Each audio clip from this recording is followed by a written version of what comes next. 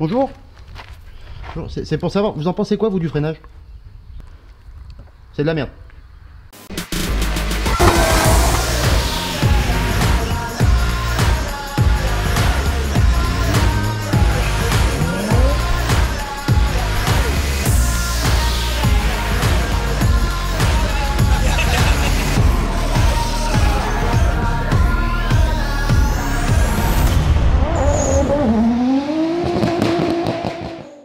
Salut les potos, j'espère que vous allez bien. Alors petite vidéo très vite fait à la cool dans le garage avant de partir pour rejoindre la team Banesport avec Jason pour rouler samedi chez Drift & Fun.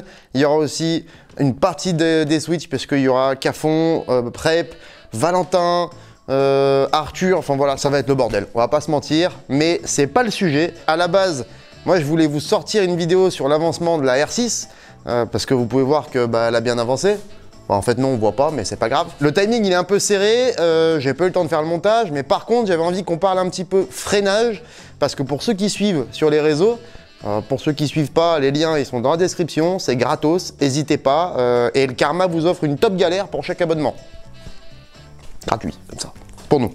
Vous avez pu voir que j'ai posté une photo des freins arrière de la R6, et que ça a pas mal fait parler. Je vais vous le remontrer, c'est vrai que c'est intriguant de voir 3 étriers et un disque de 310 mm sur une roue arrière de moto. En général, on a des disques de 310 à l'avant et 3 étriers dont 2 6 pistons et un 4 pistons en radial.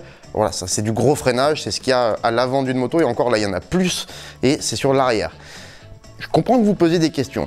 Dans les commentaires, il y en a qui se demandent à quoi ça sert. Jusque là tout va bien, c'est assez logique de se poser cette question. Et ce qu'on va faire déjà, c'est qu'on va se poser la première question, c'est à quoi servent les freins? Bon, là-dessus, normalement, on sera tous à peu près d'accord. Il y en a qui vont dire les freins, c'est pour les lâches, hein, d'où le titre de la vidéo. Les freins, ça sert à rien. Alors, si tu trouves que les freins, ça sert à rien, c'est que tu vas pas assez vite. Voilà, si tu n'as pas besoin de freiner, c'est que tu vas trop doucement. Bref, que ce soit en moto ou en voiture, sur la route ou sur circuit, on sait tous à quoi servent les freins. Ça sert à ralentir après une ligne droite pour prendre un virage. En gros, hein, je simplifie. Mais en stunt ou en drift, on n'utilise pas le freinage seulement pour ça.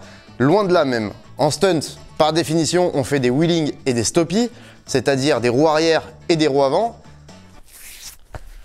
Il fait 36 degrés dans le garage, hein, même plus. Donc en wheeling, on se sert du frein arrière quasiment constamment, surtout pour faire du flat, en circle, etc. On est toujours sur le frein. En ligne droite, un peu moins. Plus on va vite, moins on s'en sert. En stoppie, bon là c'est plus logique, on prend de l'élan, on plante le frein avant comme des sangliers et après le but c'est de rester le plus haut possible pour garder de la vitesse et doser le frein. Plus on freine, plus on ralentit, donc le but c'est vraiment de mettre très peu de frein et pour ça il faut être assez haut et pas se retourner non plus. Dans les deux cas, avoir un freinage puissant et qui a un bon feeling, c'est un truc qui est vraiment important. Ça veut pas dire que c'est obligatoire. On peut faire des stoppies avec des freinages qui sont pas très puissants, qui n'ont pas un feeling terrible. C'est une question d'entraînement, mais c'est quand même plus agréable quand on a un super freinage. Voilà. Pourquoi je dis voilà? Voilà. Voilà. Voilà. En drift, l'une des premières modifs qu'on fait sur les voitures, c'est le frein à main. On monte un frein à main hydraulique parce que c'est vachement plus agréable, plus puissant. Ça sert à déclencher la glisse, etc. C'est vraiment un des trucs basiques.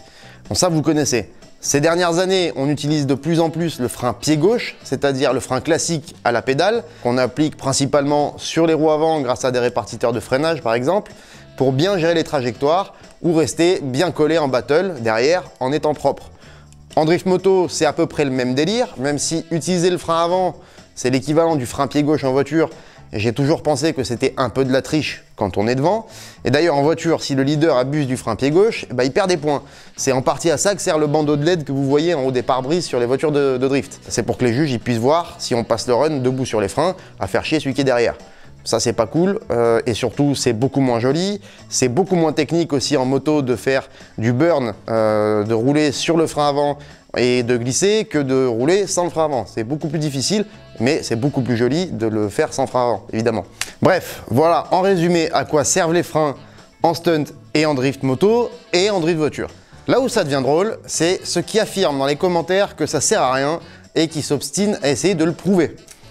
Par exemple, il y a quelqu'un qui a expliqué que même un frein arrière de moto d'origine, il est largement plus puissant que le couple du moteur et que donc ça sert strictement à rien d'avoir un freinage plus puissant comme on fait en stunt. En soi, c'est pas vraiment faux, Mais c'est quand même un raisonnement complètement éclaté qui vient de quelqu'un qui a jamais pratiqué le stunt. C'est sûr et certain.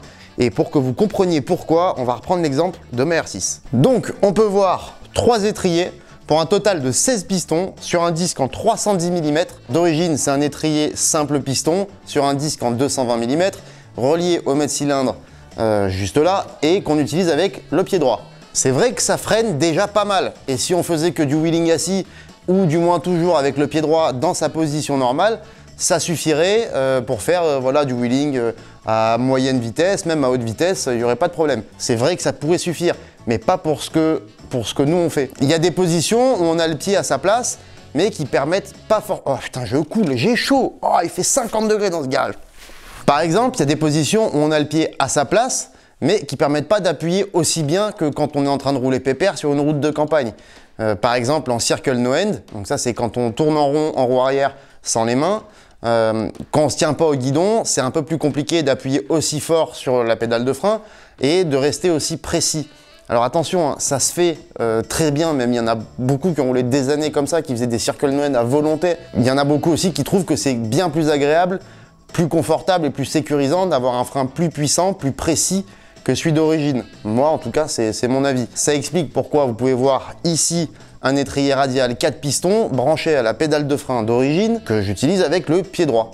Et si vous pensez que c'est trop, bah sachez que sur mon ancien R6 qui est juste derrière, c'est un étrier radial 6 pistons qui était au frein au pied.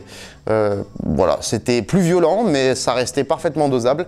Et voilà, il faut juste s'habituer en fait. Le truc, c'est qu'en plus du fait de pouvoir ramener la moto dans quasiment n'importe quelle situation où elle partirait trop en arrière, c'est aussi un confort. Je force beaucoup moins, c'est plus agréable. Maintenant, on va parler des 2 autres étriers, donc les 2 6 pistons qui sont là. Ils sont reliés à un mètre cylindre Brembo RCS 17. D'ailleurs, un énorme merci à iCasque pour ça, mais je vous en dirai plus dans la prochaine vidéo sur le R6. Le combo de ce mètre cylindre et de ces 2 étriers, avec des Duritavia, ça donne un freinage aussi puissant que le freinage avant d'un R1. Donc en gros, c'est un freinage vraiment, vraiment puissant au guidon. Ça permet de pouvoir freiner en étant debout sur la selle, assis dans le réservoir, etc. Alors vous allez me dire, pourquoi un freinage aussi puissant à l'arrière, quand on sait qu'un étrier simple piston, ça suffirait largement à ramener la moto en avant au cas où je me retourne ou j'en mette un petit peu trop. Et ben encore une fois, pour la précision et le confort de roulage.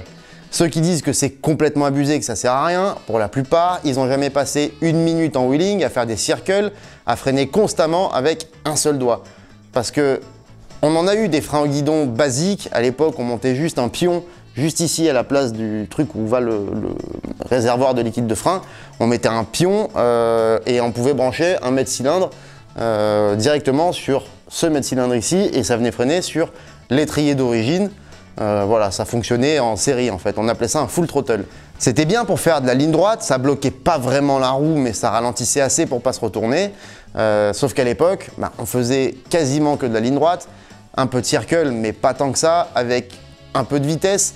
Et quand on a commencé à tourner en rond longtemps, à faible vitesse, on s'est rendu compte, par le poids de la moto qui fait 200 kg, hein, et quand je dis on, je parle pas des switch, je parle de tous les stunters du monde. On forçait comme des bœufs pour tenir la moto, c'était pas forcément agréable, ça fait mal au bras au bout d'un moment, et c'est pas aussi précis. Ça peut être dangereux aussi au passage, si la moto part d'un coup et que t'as pas le réflexe de freiner assez fort parce que ça te tire sur les bras. C'est arrivé plusieurs fois, je pense qu'on se mette des tartes comme ça. Pour ceux qui savent pas, en stunt, la plupart du temps, on utilise le frein au guidon avec un seul doigt, en utilisant un autre doigt pour gérer l'embrayage. Donc, on a commencé à faire des platines double étrier. Ça là, par exemple, ça c'est une platine d'époque. Tu vois, tu mettais ton frein classique, ton frein arrière d'origine ici là, comme ça.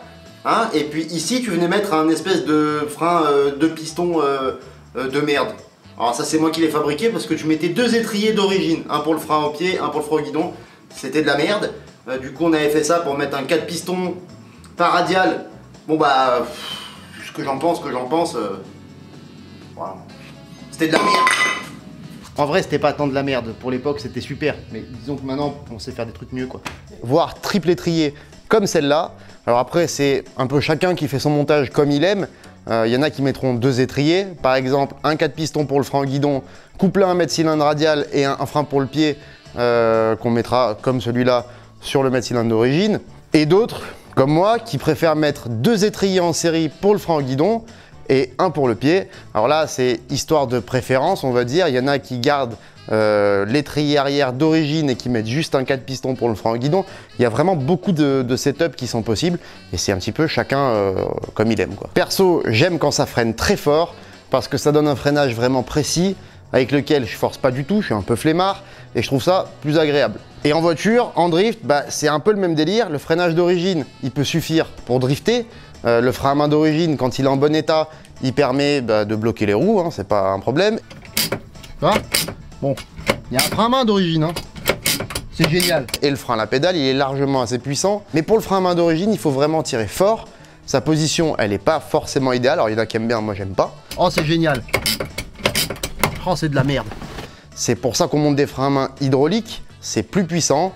On met aussi des gros freins qui permettent d'avoir une puissance plus importante. Et comme en moto, je trouve qu'un frein puissant, ça apporte du confort et surtout de la précision.